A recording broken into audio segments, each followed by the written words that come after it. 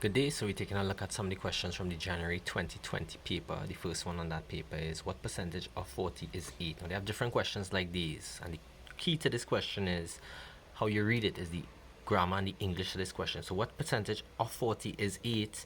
This really means out of 40. And out of 40, something out of 40, or out of anything, that means that bottom going on the bottom and the next bottom number going to go on the top. So we're really going to have 8 out of 40. 8 of 40 means it's going to go out of 40 times 100 over 1. And then we see if anything could cancel. Yes, some stuff here could cancel. Zeros cancel off, meaning they have 10 in common. 4 into 8, 2. 2 by 10. So my answer really going to be B, 20%. Now they have different variations of these questions as well. So these are two others that I was able to pull up. What percentage of 340 is 425? So again, of 340 means the 425 would go on the bottom. The 340 going to go on the top. Multiply by 100 over 1. And when you reduce that, 125%. Same thing here. What percentage of 30 is 6? You could try that one yourself. I have the answer in the corner there just to show you. Right? Next question. Number 2. 2/3 squared. So square means multiply by yourself. By now, everybody should know that. So it really means 2/3 times itself. We already know to multiply fractions as well. Top by top, so 2 by 2, 4. Bottom by bottom, denominator by denominator, 3 by 3, 9. So my answer is A, 4 9s. So what you have to be careful with these, again I have a next example here as well. Sometimes you're going to have negative signs. This one have a cube, which would mean minus a half times minus a half times minus a half. You could try that one yourself. The answer is going to be A, minus 1/8. This one I didn't see in a while, so this is one that they either brought back or a new one that they added, where they're bringing back a lot with the square root, because you'll notice number 4 is also something with the square root. So that's something they're bringing back. So 17 squared minus 15 squared with a square root sign over all of that. So I need to work out that first. We already know square means multiply by itself. So if you didn't know that off the top of your head, you actually have to work out 17 times 17. 1 7 is 7, 1 1 is 7 7 is 49. 1 7 is 7 and 4 11. So this is going to be 289.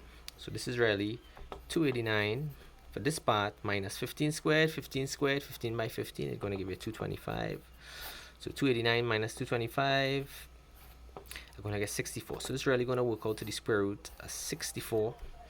And square root is the reverse of squaring. So what two numbers do I need to multiply to get 64? 8 squared, 8 by 8, 64. Similar with this one. The square root of 191 lies between which two numbers? So again, this is where your tables come in handy and could save time. So from your table, 11 squared is 121, 12 squared 144, 13 squared is 169. You could double check that. 14 squared is 196. These too big, because 40 by 40 is already 1600. So that's way outside the numbers we need to look at. So it's going to be this one.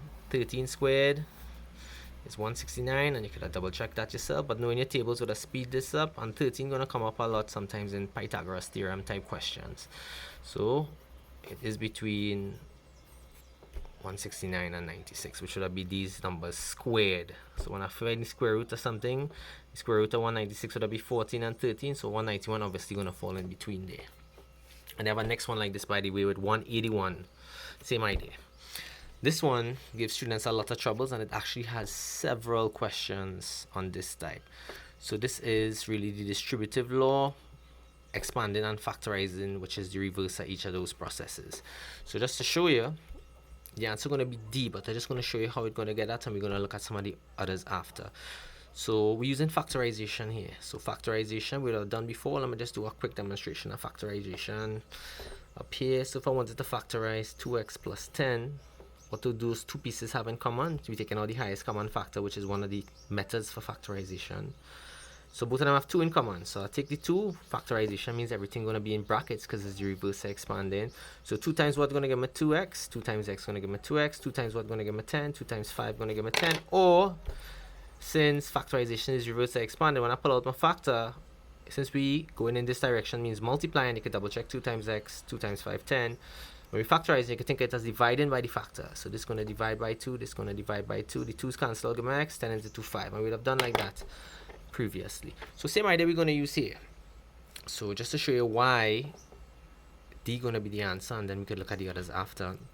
99 times 100 and 99 times 1 have 99 in common, so I'm going to pull out the 99 as a factor and I open my brick bracket.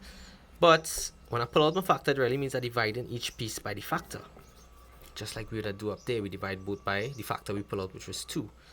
So here, the 299 is going to cancel. 99 into 99, 1. So I remember 1 times 100, which is 100, plus 299 is going to cancel. 1 times 1, 1. So I really get in 99 times 100 plus 1 is 101, and we know that means multiply. So my answer was D. Let me see why C couldn't be the answer. Because if I had done the same thing to C, when I factor out the 99, when I divide the 299s, I'm going to get 1 by 100 minus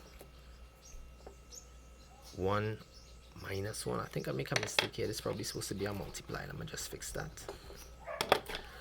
1 times 1.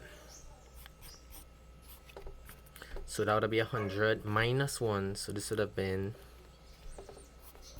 99 times 99. And like I said, this is a very popular question. And just to show you, I have several other examples here. All of these are from past paper questions, just to show you how much times or how much variety and variations in this question it has. So we have this one, where here we'd pull out the 49, because both of them you done see both of them are 49 in common. I want to pull out that 49, and I cancel out the 49 here again. 1 times 17, and I cancel out the 49 here. 1 times 3, 1 times 17 is 17 plus 3, which is 20, and that's how I ended up with 49 times 20, not the plus 20. And next variation that you could try, I put the answer there for you already. Another variation that you could try to actually work it out this time, but it would have speed up the working in the question if you know you could have used the distributive law to pull that out and factorize it. And look at even a next one here as well on that same type of question. Again, you could try it on your own and see if you get it.